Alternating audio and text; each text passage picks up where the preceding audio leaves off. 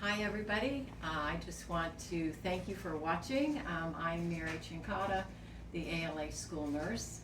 I'm really excited for the upcoming year.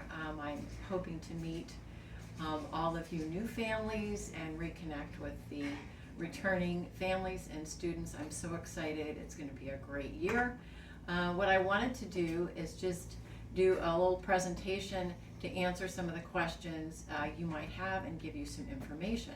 I don't normally read a script. I like to just speak, but I don't want to miss anything, so I'm just going to make sure that I check my notes and make sure that I'm getting everything. But first about me. I started in neonatal ICU nursing and in pediatrics in the 70s, so yes, I am older. Then I raised 8 children over the next many years and homeschooled for 22 years. In 2009, I started working for the South Orange and then the Livingston Health Departments as a public health nurse. Had a great experience that's been very helpful for me as a school nurse. So then when the school nurse position opened up here, I was just really blessed to be able to come, and started in December of 2015, and I've been here ever since. I love what I do. I love the students, all ages, preschool to high school. I love the staff, the families. It's just been a real blessing for me. So as your school nurse, I have 5 goals. Okay, first of all, it's to manage the day-to-day urgent or ongoing health needs of the students and staff. Secondly, to ensure that your child's health records are up to date. It's really important. Third, to be a resource to students, parents, and staff about health issues. Fourth is to advocate for the health of my students and staff so that they can learn and grow. And fifth is to pray for the health and wellness of the ALA family. So I want you to know that if your child has an injury of any kind, if they just need a little time to sit and talk, maybe there's some stresses going on, if they need to rest, whatever it might be, my office is a safe place. They can come whenever there's a need, and I'm here for them. I'm also here to encourage you as a parent as you parent your child, because we all need help. I know with 8 children, it's encouraging to have others who've been through the journey to be there with you. Now, some health office housekeeping items. First of all, a quick reminder to new families. You must have turned in a vaccine record for your child and a copy of their most recent physical. Your child cannot attend without an up-to-date vaccine record. So if children are behind in their vaccines, you need to communicate with me before school starts. We will put a plan in place to have them catch up. And I want to thank you to some of you parents. You've already been in touch with me, so thank you very much. Now, school forms. Okay, the beginning of the year is huge time for forms, and you feel like your hand is going to fall off because you're filling in so many things. But anyway, once it's done, it's done. Regarding all the health or sports related forms, you have access to them all on the ALA website. So let me show you. First of all, health forms. Any health forms you might need. If you go to abundantlifeacademy.net, that's the school website, in the headers you'll see about us. You'll see a lot of different topics in the headers. You're going to go to the one that says health forms. Underneath that, you will see requirements for new students, kindergartners, and 6th graders. There's a student health survey. I put here, just do that once. If you're a returning student, you don't need to do that, but if you're a new family, please do that for me. It just gives me more information about your child that is helpful for their records. You just need to do it once. The doctor doesn't need to do it. It's just you as the parent. You fill it in and you can scan and email it to me. Then you have the physical forms. The universal form is for the pre-K to 5th grade. The pre-participation physical is for 6th to 12th graders.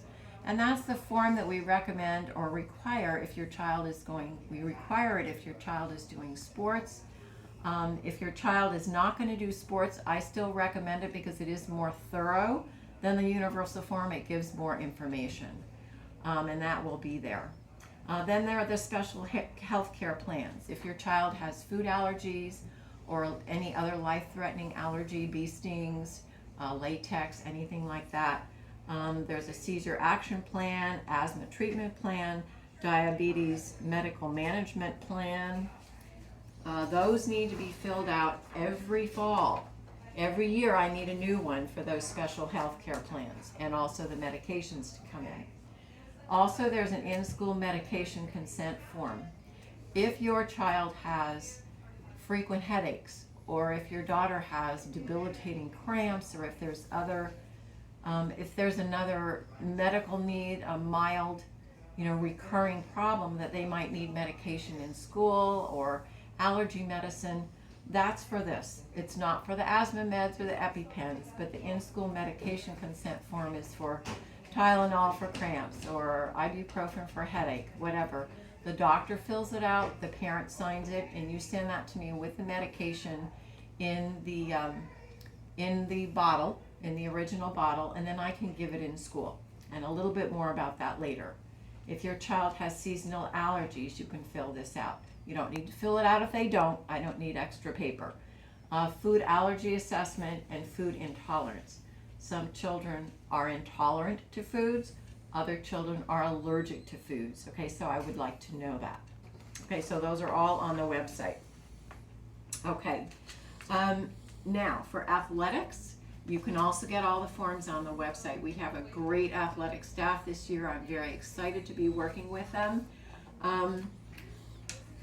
But I just want to let you know that I am the gatekeeper for sports. Okay, if your child's forms are not in, if they don't have their physical or their update or their fact sheets or their permission slip, it stops here in my office and they will not play. Okay, and my coaches understand, my athletic director, we are all on the same page about this. So I want to show you, you can get all the athletic forms on the website. Okay, again, abundantlifeacademy.net. Go to athletics and you will scroll down, and then you will see on the bottom left it says sports forms. All the forms that you need for the year are there. The permission slip, which it will be updated this week. I'm sorry, it's a few years old, my bad. The physical exam is also there. The history update. If your child's physical is more than 90 days old, you need to do a history update every 3 months if they're going to start a new sport.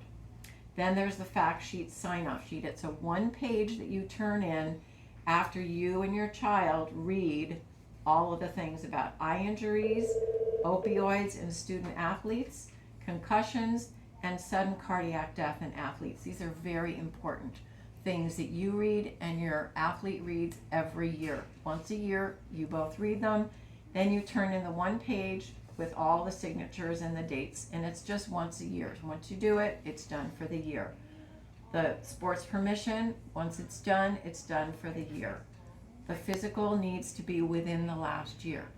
So if your child had a physical in February of this year, they do not need a new physical until February of 2023 to play sports, but they would need a history update because the physical is more than 90 days old. So any questions, you can always ask me about that. Okay, now moving on. Updating records. It's important for me to have updated records for your child. Okay, if your child gets a new vaccine, if they get a physical, their yearly physical. If they start a sport, all the other things, just send me the records. You can scan and email them to me. That's the best. My email is nursecincotta, that's CINCOTTA @gmail.com. So nursecincotta.com. You can have the records faxed. The doctor can fax them, however you get them to me, or give me a hard copy. But scanning an email is sometimes the easiest now, but it's easier for people, so however you want to get that to me is good. So medications. I did mention medications earlier. I cannot give any medication by law unless I have a doctor's prescription for it, and I have the medicine given to me in the original bottle. So if you send in, let's say your child had a tooth pulled, and you send in Tylenol for me with a note, please give my son Tylenol at lunchtime if his tooth, if it hurts. I can't give it because I don't have a doctor's order. And that's why we have the in-school medication consent form, which I will show you, the in-school medication consent. And that is a form that can be filled out. The doctor can write what the medicine is, the dosage, the time, how long, when I should give it, then I can give that medicine. But if you send something in the morning in your child's backpack, it will come to my office because the teachers know. And I will write a little note in it and send it right back home with them at the end of the day and say, I'm sorry I couldn't give it because I don't have an order. So that's important to know. And again, if your child has an ongoing medical headaches or cramps or whatever, just get an order once in the year, beginning of the year, send in the medicine, and I can give Tylenol, I can give ibuprofen or Advil or whatever the doctor recommends. Okay, now vaccines. I know this is a really hot topic these days, but I want to be really clear about it. The required vaccines for school attendance have not changed in many years. These include the routine infant and preschool shots, which includes the flu vaccine for 3 and 4-year-olds. Once children turn 5, even if they're in pre-K 4, they don't need the flu vaccine as long as it's after their birthday is before December 31st. They will need the flu vaccine. It is required just for the 3 and 4-year-olds. Once they're 5, I recommend the flu vaccine yearly, but it's your choice. It is not required. In 6th grade, they would also have their shots for kindergarten, their second MMR, their DTaP, their polio. Those are updated for kindergarten. And then there are 2 6th grade vaccines that are required. It's the Tdap booster and also the meningitis vaccine. Okay. Now I do advocate for these routine vaccines because I'm seeing an increase in some of the childhood illnesses that were supposedly eradicated decades ago. And that's really concerning to me. Herd immunity needs a big protected herd to protect those who are medically vulnerable and those who are unvaccinated. But I would like to emphasize, and this is very, very important, neither the state nor ALA require the COVID vaccine for any age. It is totally optional. Now, for parents who feel, for religious reasons, that they do not want their child to be vaccinated, we will accept a religious exemption letter. The letter must be cleared by the principal to ensure that it is appropriate and thorough. And finally, if your child has a medical condition and they are exempt from vaccines because of a health condition such as cancer, or they're on stem cell therapy, or their immune system is suppressed for some reason, we accept a medical exemption letter. It must be signed by a doctor with the reason that the vaccines are exempt. And then it's cleared by me and our public health department. Okay, if your child has a health condition, a chronic health condition such as asthma, allergies, diabetes, cancer, seizures, something of that nature, I will need an updated plan at the beginning of each school year signed by you and the doctor. And then I'll need any medications sent in with the plan. Again, you can find the plans under the health forms on the ALA website. And also, I'll also talk to you about, just to make sure we're aware of any specific needs your child has that will help me assist them from day to day. Now, a word about COVID. We would love to leave COVID in the dust behind us, but it is still here, although levels are down. Now, every week I check the weekly COVID transmission surveillance report from the State Department of Health, and I have a great picture here I'm very excited to show. This is the week ending August 25th, and it shows that we are finally back in the green, praise God. The week before, Essex County was actually high. It wasn't even yellow, it was actually high.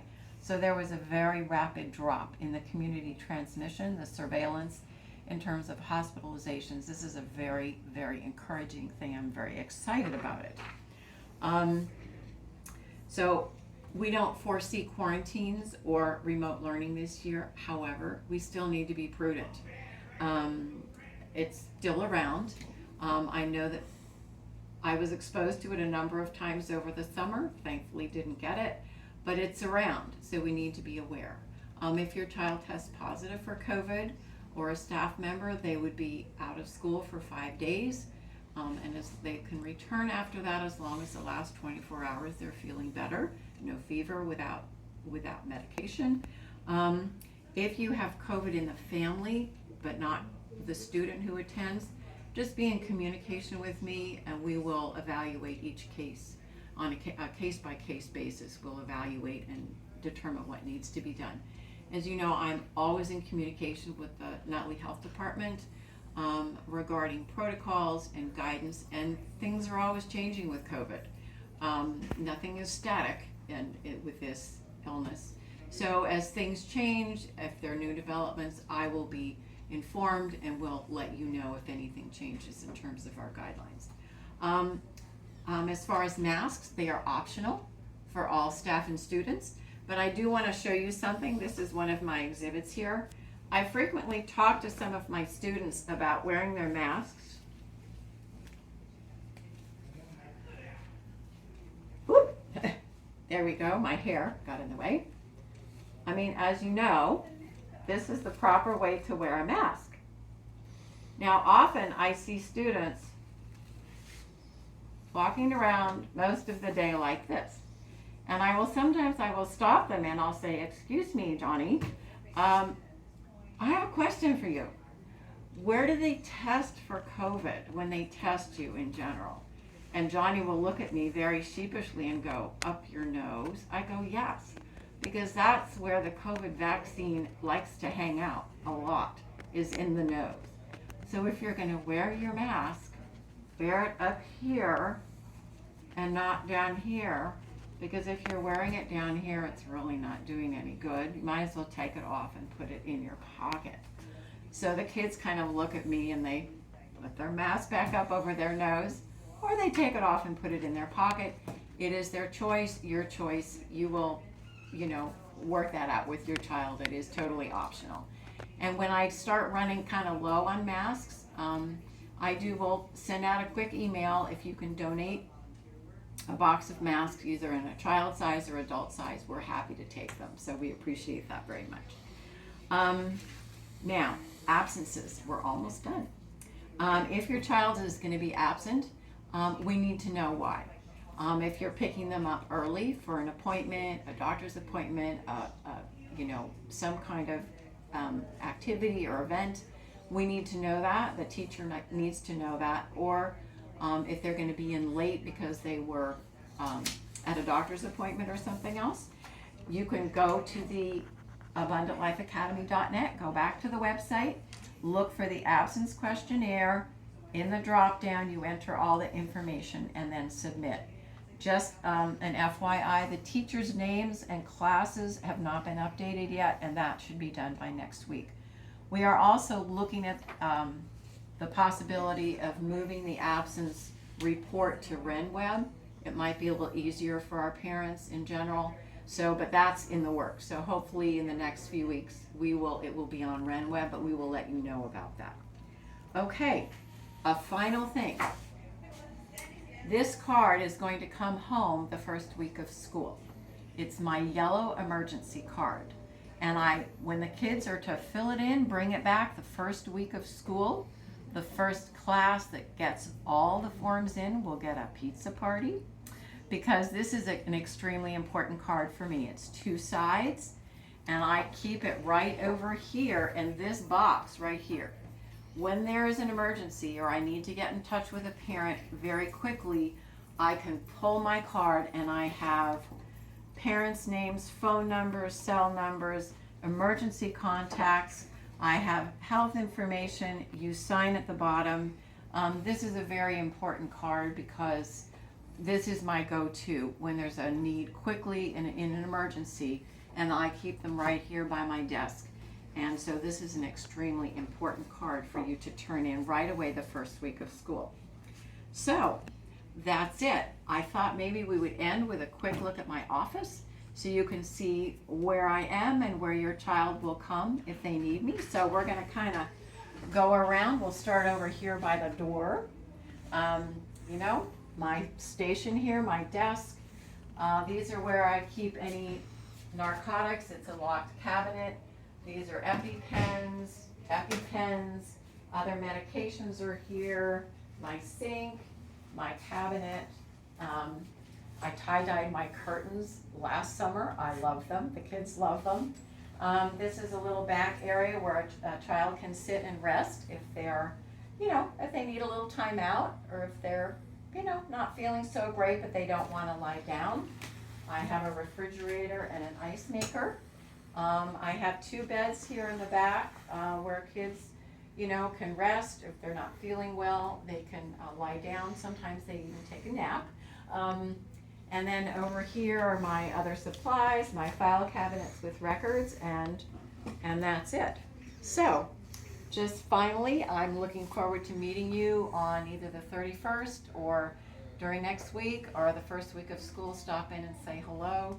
If you have forms, get them in early, like on the 31st would be great if you're new, or during the week, because the first couple days of school are super crazy. That's not the best time to turn in forms. If that's the only time you can do it, that's great. I'm happy to take them, but get them in sooner rather than later, and then stop in and say hello. And I look forward to seeing you and meeting you all. Thanks, and God bless.